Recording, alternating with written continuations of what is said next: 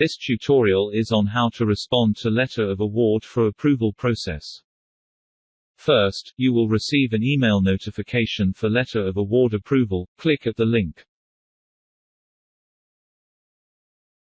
Log in to the eProject system.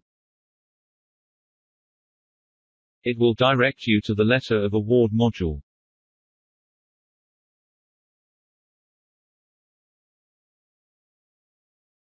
Another option is every time you log into the system you can see at the to-do list.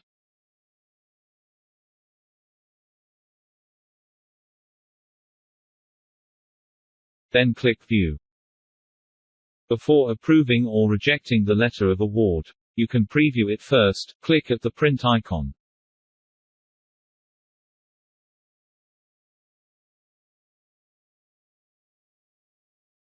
Here you have the options to approve or reject this letter of award.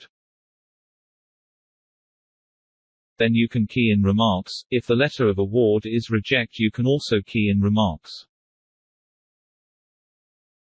Then click Approve.